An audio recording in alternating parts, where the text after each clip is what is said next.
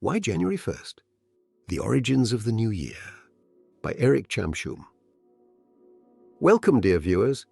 Every year, millions of people welcome the new year on the 1st of January. We count down, celebrate, and turn the page on the calendar, yet few stop to ask a simple question: why this date?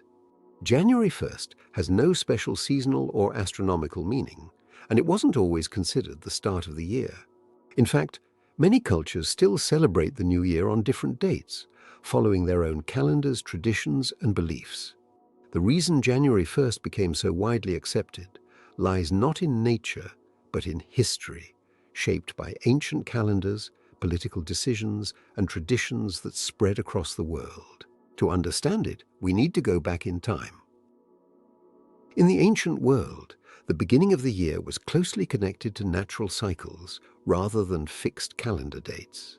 Early civilizations observed the rhythms of the sun, the moon, and the seasons, and structured their calendars accordingly. In Mesopotamia, the new year was celebrated around the spring equinox, a time associated with renewal and agricultural rebirth.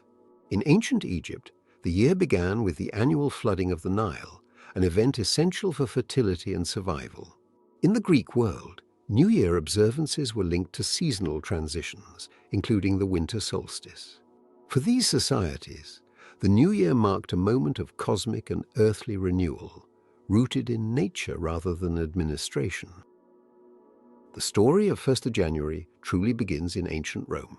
According to Roman tradition, the earliest Roman calendar was attributed to Romulus, the city's legendary founder.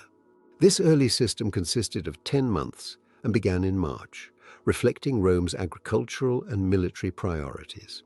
January and February did not yet exist, and the winter period was left largely unaccounted for. This changed under Numa Pompilius, Rome's second king, who introduced a more structured calendar. He added 2 new months, January and February, bringing the year closer to the lunar cycle. January was named after Janus, the god of transitions, beginnings, and endings, symbolically suited to stand at the threshold of a new year. Although January had been added to the Roman calendar, it did not immediately mark the beginning of the year. This changed in 153 BCE, when 1st of January was chosen as the date on which new Roman consuls assumed office. The date gained further importance under Julius Caesar, who introduced the Julian calendar in 46 BCE.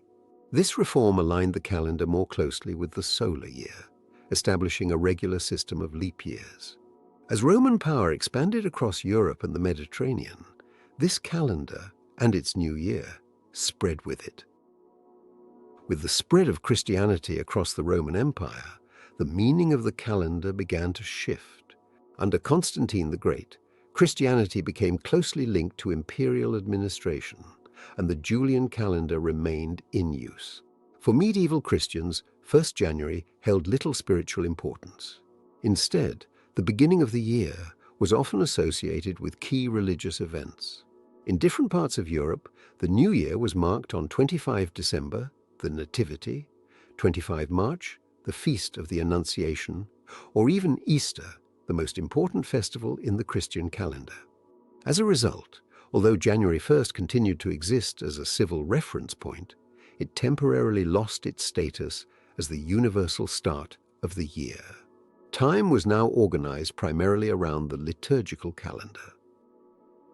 By the 16th century, a flaw in the Julian calendar had become increasingly clear. The calendar slightly miscalculated the length of the solar year, causing dates to drift gradually away from the seasons.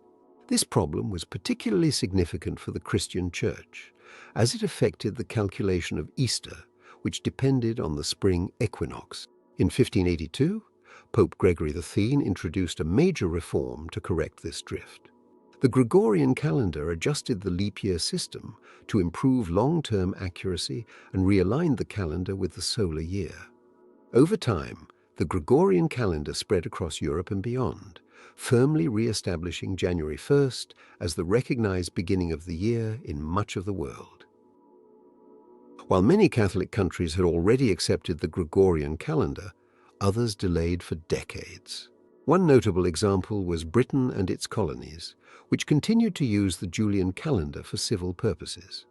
This changed in 1751 when the British Parliament passed the Calendar New Style Act under the guidance of Lord Chesterfield. The reform aligned Britain with the Gregorian system.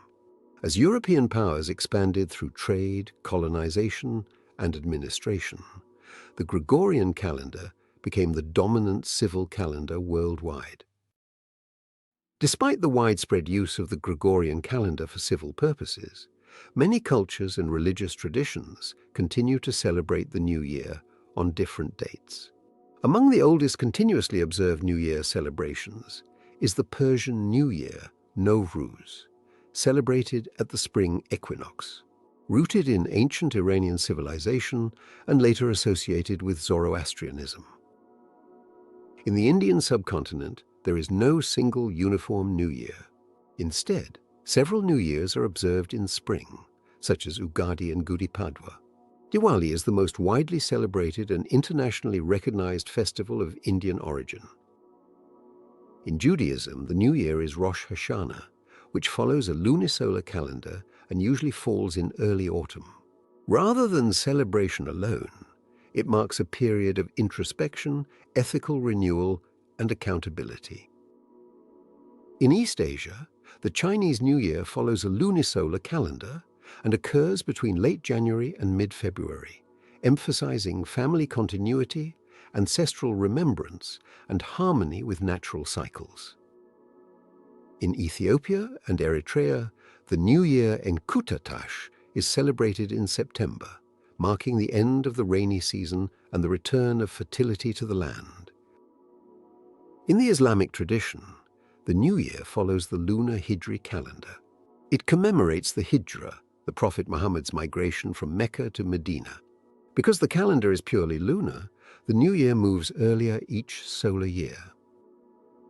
In several Buddhist cultures of Southeast Asia, the New Year, such as Songkran, is celebrated in mid-April, highlighting purification, renewal, and moral reflection through ritual cleansing and water symbolism. New Year celebrations across the world reminds us that time is experienced differently by different societies. Some begin the year with spring and renewal, others with reflection and moral reckoning, and others still with memory, migration, or ritual cleansing. Ultimately, the New Year is less about a specific date than about a shared human impulse to pause, to reflect, and to renew intention. Happy New Year, with my warmest wishes for great health, abundant prosperity, and unending happiness. Thank you for watching. What do you think about this video? Please let me know your thoughts in the comments below, and don't forget to like, share, and subscribe for more content. Check out my other videos by tapping on the elements shown on your screen, or go to my channel to explore more content. Thank you for your interest.